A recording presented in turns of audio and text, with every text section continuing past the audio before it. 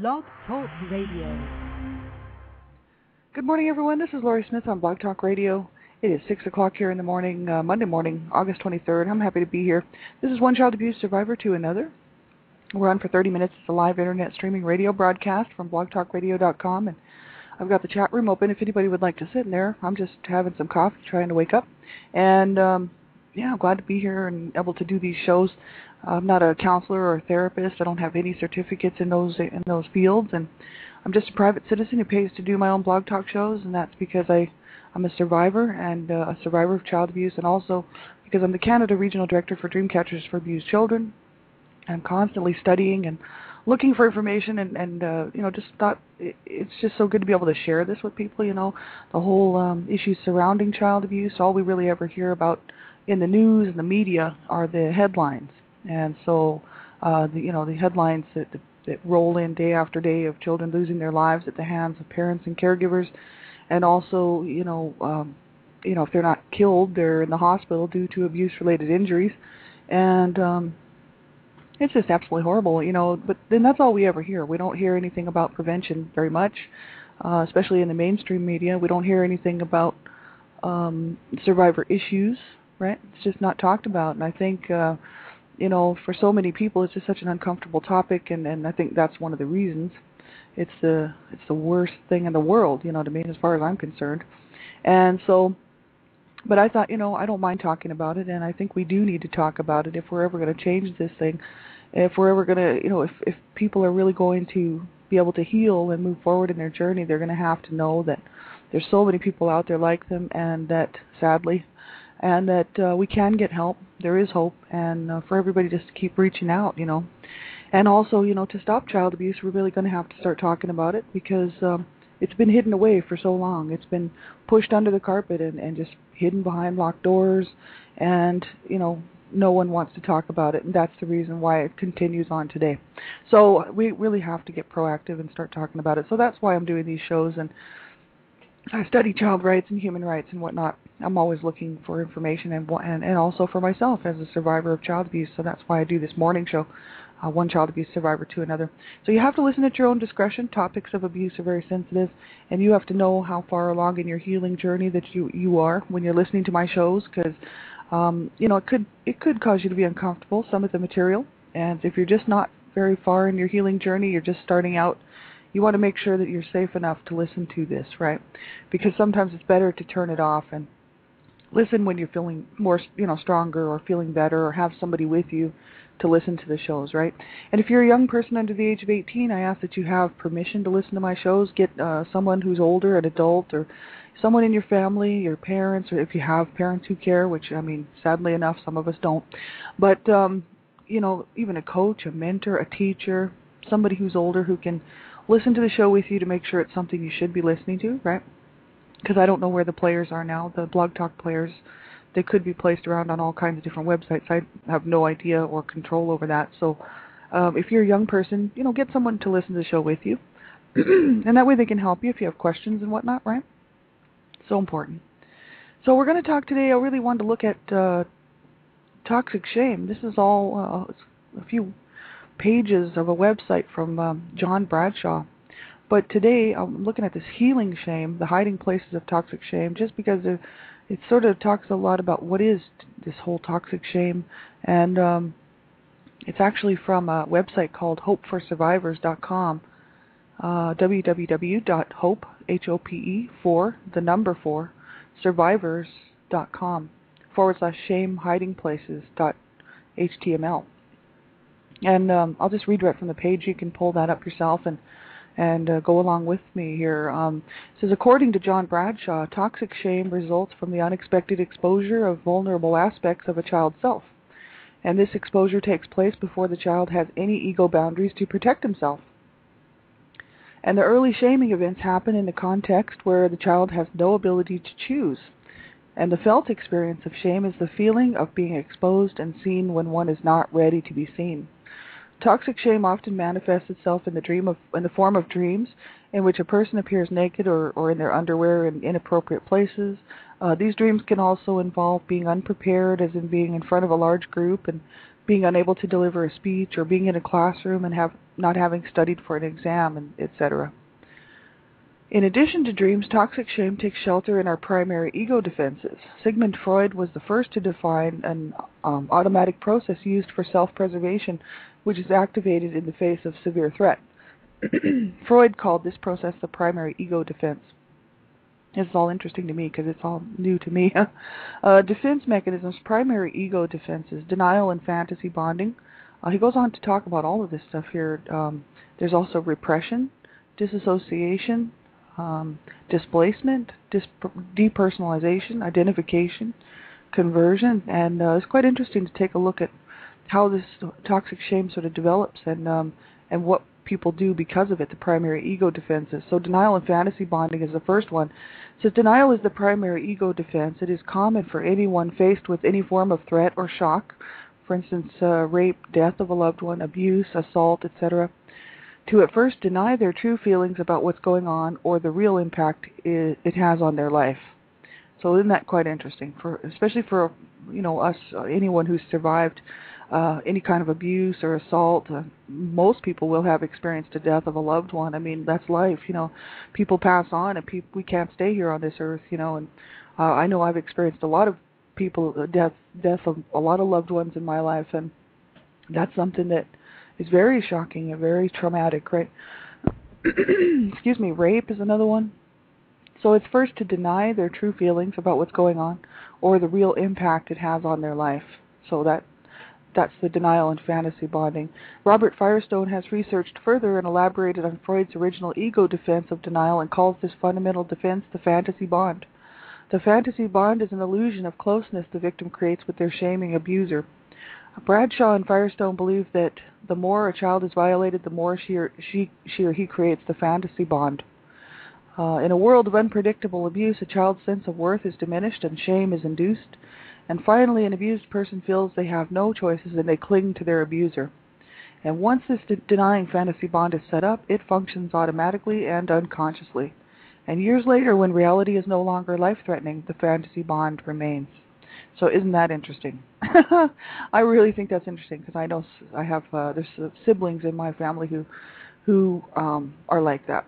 They don't want to acknowledge the abuse and they want to cling to the abuser, and it's quite interesting because I was able to look at the abuse and look at these people in my life for who they were, and my parents namely, and that's because I could see both sides. I could see they were my parents, but I could also see they were my abusers, both of them. So I didn't have a problem separating who they were, and I think that's what got me to a lot of trouble as a young kid because I just,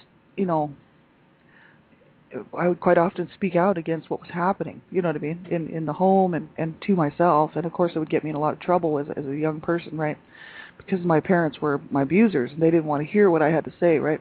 So some of my other siblings actually latched onto them and didn't make any noise, didn't make any waves, you know what I mean, and so even today they're still doing the same thing, whereas I'm still able to look at my parents as my abusers and nothing changed there.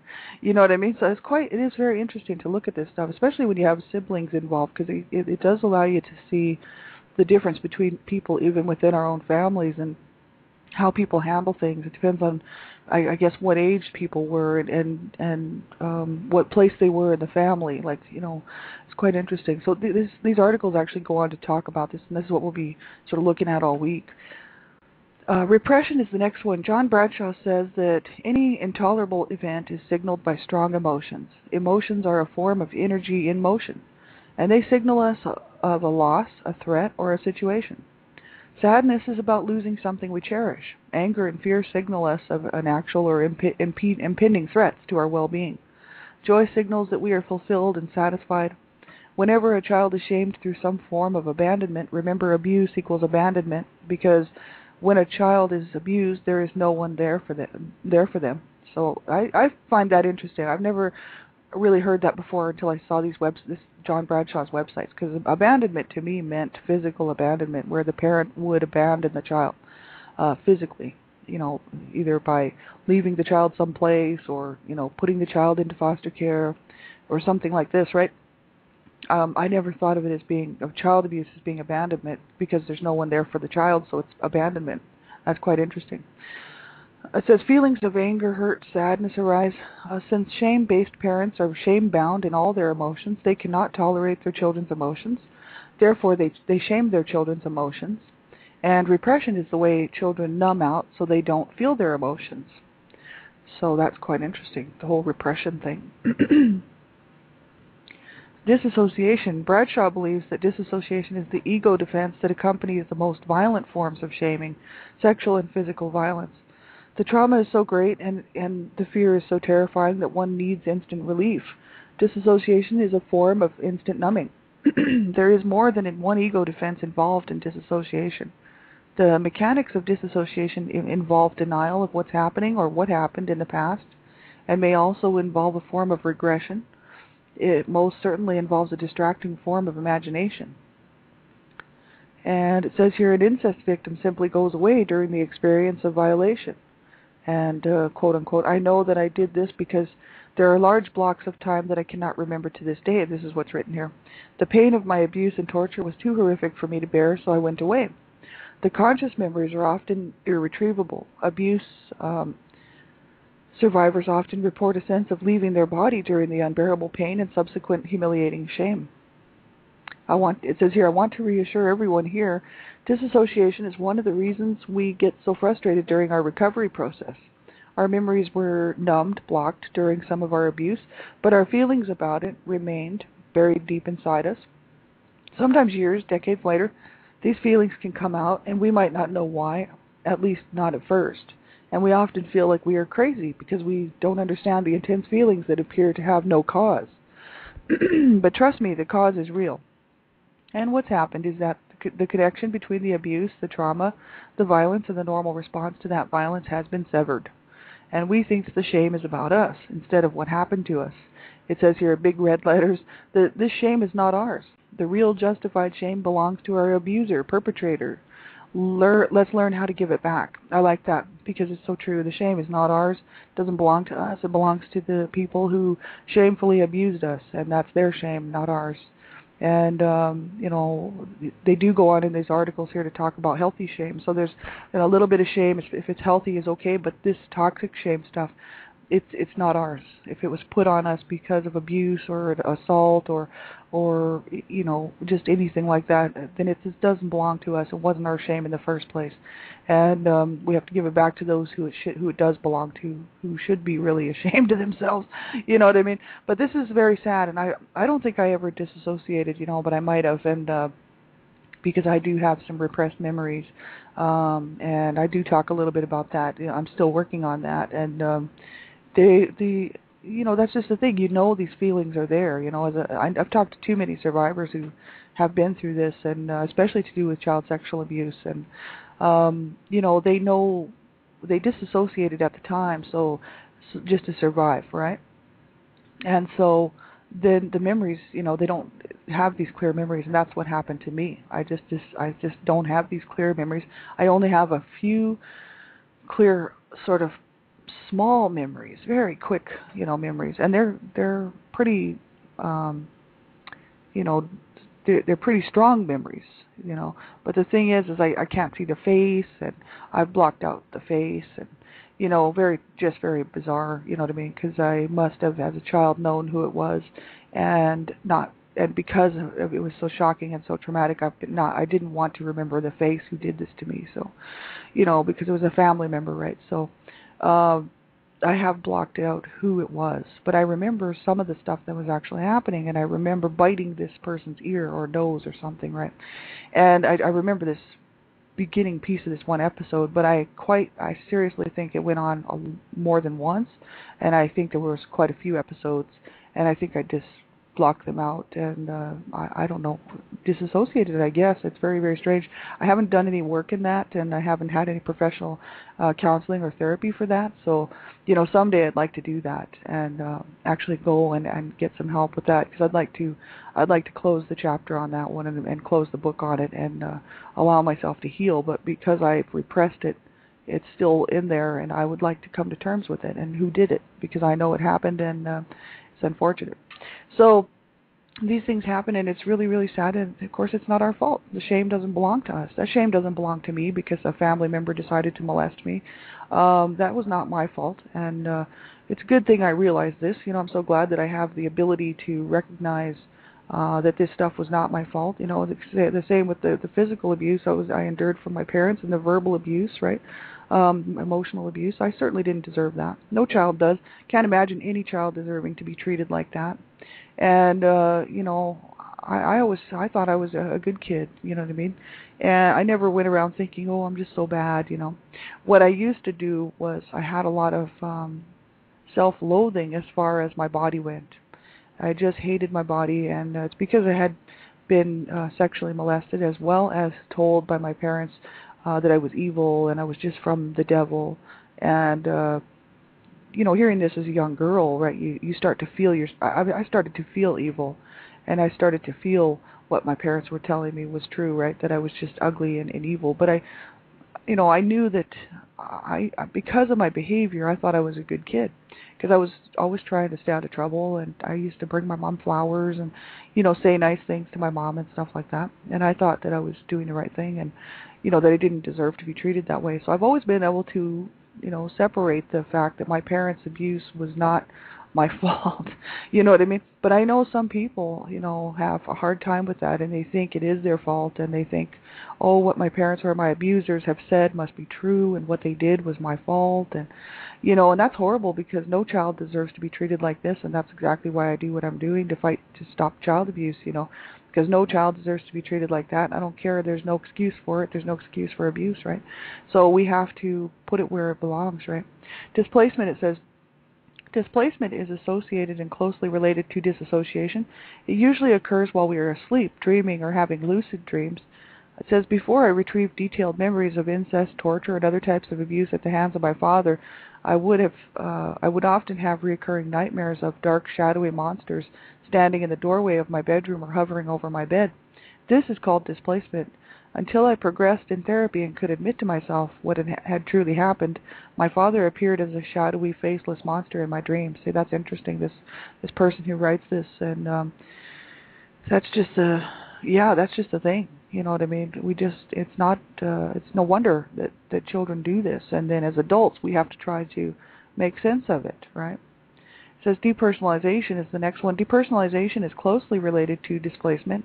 Bradshaw describes it as a behavioral manifestation of being violated, and it most often happens when this violation is perpetrated by a significant other, a parent, spouse, or other's close relative, and the victim sees themselves as an object rather than a human being. As an object, we no longer believe we are worthy of love, warmth, positive attention, or appropriate affection. See, and that's sad. That's what I see. A lot of survivors have this problem.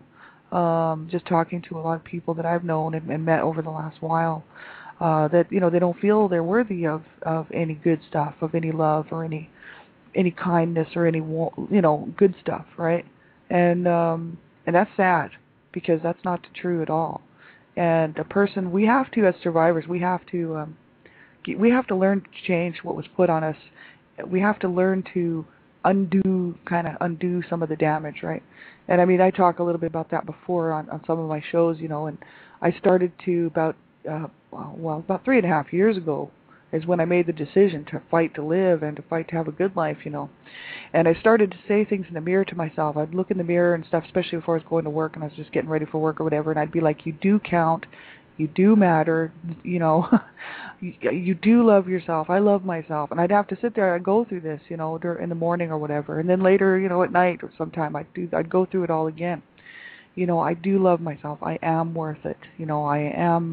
I am a good person. I did not deserve that, right? And I had to go through this little mantra, and until I could believe it on the inside of me, you know what I mean? It's like, because I always thought that I was coping just fine, I mean, I lived in denial for many years. As far as, not denial, I lived in silence. I mean, I wasn't denying the abuse, I just wasn't telling too many people, and I wasn't reaching out. So denial is not necessarily denial, it was just silence. I was just living in silence, and I had told people before, and it kind of lost a few friends over it, right, because people found it just too crazy. They just thought, no, you're too needy, we can't be around you. And I've been cut off from friendships like that. I've also cut other people off because their behavior towards me was abusive, and they didn't quite understand it. They were just like, whoa, because I mean, I can cut people out of my life like in 2 seconds, no problem, right? I have the ability to do that, and in some ways it's good, and in other ways it's not, because I've lost some really good friends doing that. But it's a self-protective measure. People don't really quite understand that unless they've been abused, right? They wouldn't know just how serious and deep these scars run, right? They're very serious and they're very deep, and I can cut people out really quickly. So I've lost a lot of friends because of this, and until about 3.5 years ago, I started working through a lot of this stuff. I'm in a much better place now than I was 3.5 years ago. I would say, if you could put it on a scale of 1 to 100, I mean, I would consider myself to be right up there in the 80% mark, you know what I mean, compared to being down in like the 40% mark or 30% mark. I mean, I've come a long, long way in 3.5 years. That's why I decided to do these shows and try to just be another voice for people to say, we can do this. We can totally do this. And what I like to do is read other survivor stories who are out here. Angela Shelton, her website there, the Survivor Manual. That's just one. There's so many good websites out there full of survivors who are, who I'm just trying to be another voice with, because these people are saying, you know what, you can do it. And we do deserve to do it, because we deserve to have a good life. We do deserve to heal and to be able to move forward and learn how to have healthy relationships and learn how to love ourselves, take care of ourselves, nurture ourselves, and have a decent life. And if you have a family, learn how to build these relationships within your family and enjoy your life. And find some inner peace and inner joy. The stuff that makes life good. The stuff that makes life worth living for, and that's where I'm at today, and I'm so glad to be here, because I talk about a lot on my shows, but that I was quite often planning my own suicide, and I never went through with it, thank God, never attempted it. But the thing is I was making plans all the time, and that's horrible. That's not a good way to live, to wake up thinking, well, how am I going to do this, And I 3.5 years ago made a deal, with myself and with God, and I said I will never, ever, ever plan my suicide again. I want to live.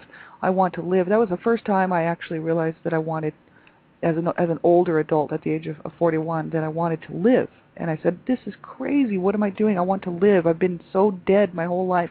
I want to live, and I don't want to just exist. I want to live and have a good life, and I hope people will do the same. That's the thing for me, I'm just trying to pull along as many people as I can with me. And I'm willing to take another person's hand too who's trying to pull me along, because I have a lot of survivor friends out here who are reaching out their hand to me, pulling me along. So, it works both ways. It's like a chain, and we can all pull each other along and do this. It's so important that we do. Identification, that's what he talks about next. This person talks about next here. When victimization takes place, the victim often identifies with the persecutor. I personally believe this is one of the main reasons for the continued generational cycle of abuse in families. And this is a defense mechanism to avoid feeling one's own shame. Instead of giving the shame back to the perpetrator by healing the shame, the victim identifies with their abuser and often becomes one themselves. I firmly believe that both of my parents were previous victims who identified with their own offenders. Now, this is what this person wrote.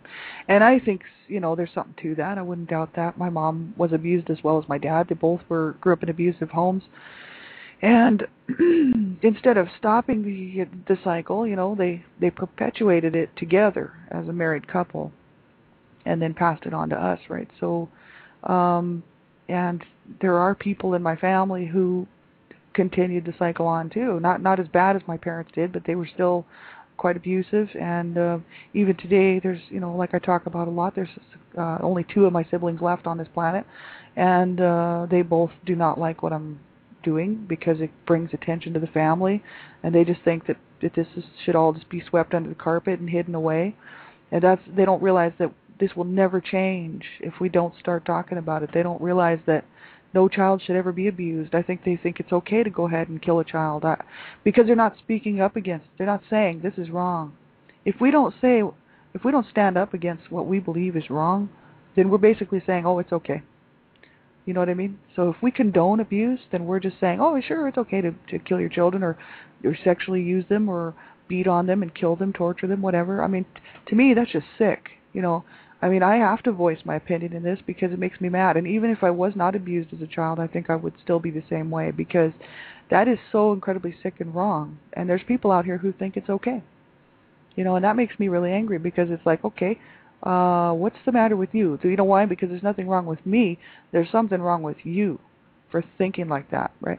So yes, there are many people out there who have a lot of problems, and because they were abused probably as children, I think some people identify with the abusers and they think it was okay what happened. You know, it's like brainwashing. It's like, generational brainwashing, right? And that's horrible. You know, I just think that's so sad. I mean, that's why I wrote my book, A Life of Death, The Redemption, because I actually wrote a blog called Not So Fond Memories, growing up in an abusive home, because I wanted people to see the suffering that had gone on in my family, not just with me, but with my mom and with my brothers and my the whole family, right? I wanted people to see what two people were capable of doing to a family. And I thought, man, people need to see this. I'm not going to my grave with this, you know what I mean? And, I have siblings who think that it should have just stayed in the dark forever, right in the closet. And, that's okay with me. If that's the way they like to live their life, that's fine. I mean, I don't think there's any way of healing or possibly healing living in denial like that. But, if that's their only way of coping, then I guess that's the way it has to be for them. But, this is exactly why I wrote that book, because I wanted people to see from one more person, one more survivor out here, the pain and the torture and the destruction and the sadness that this kind of stuff causes. And this is what my two parents caused. And there's people out there that would say that what they did was absolutely okay and there'd be nothing wrong with it. And they're sick. It's not us that's sick. It's them, right? So this is very sad and pathetic, and it just makes. I hope people will realize that it was not our fault, and the shame does not belong to us, and so therefore we have to give it back to who it belongs to, which is the abusers, and whoever abused us, right, belongs to them. Conversion is a complicated ego defense. It says, for a more in-depth description of the types of conversion, I recommend reading John Bradshaw's book, Healing the Shame That Binds You. He details the different types of conversion on pages 77 and 78, and we'll have to see who's actually writing this article. It says, for our purposes here, I can best describe it as a way of converting real, legitimate feelings associated with abandonment, abuse, and neglect into other, often inappropriate feelings, thoughts, or behaviors. Now, this would be interesting. It says here, for example, if you were shamed as a child for crying when you felt sad, alone, or afraid, you may have converted this to legitimate emotion into a more acceptable feeling of anger. It says, my husband was physically abused as a child by his father, who shamed him mercilessly if he ever cried. He was praised and inappropriately rewarded when he got into a physical fight with any of the neighborhood boys or even his brother. So their father rewarded black eyes and the like with verbal praise for being manly or gutsy. So every time my husband felt like crying, he converted his original legitimate emotion of sadness, grief, or fear into anger. And so that's how that happens. It gets turned from sadness, grief, and fear into anger because the parents awarded it and applauded it and made it praiseworthy. See, so this is bad. Projection. Bradshaw says that projection is one of our most primitive defense mechanisms. Once we are shame-based, projection is inevitable. Even if we disown our true legitimate feelings, wishes, needs, and desires, they still clamor for expression. And these are parts of our true self and cannot totally be ignored. One way to handle them is to attribute them to others. Projection is most often used when, for whatever reason, repression fails to numb our feelings of shame. So we'll have to continue this tomorrow morning.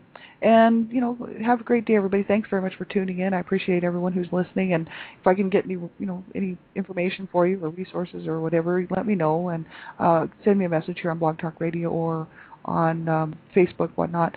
And Dreamcatchers Talk Radio tonight, 10 p.m. We have Ray Luskin coming on, and she's got a whole lot of good information about healing and what she's found for healing and what some great a look at what is out there for adult survivors of child abuse as far as healing goes, like different types of programs and different things that she's found over the years that have worked. You know, she's not a therapist; she's a survivor, and she's been through. She is an amazing lady. I hope you will check this out. 10 p.m. tonight. www.blogtalkradio.com/dreamcatchers, and Elizabeth Brawley, myself, and Ray Luskin will be on for an hour. So I hope that you will be there, and it's going to be a great show. So have a great day, everybody. We'll talk to you soon. Bye-bye.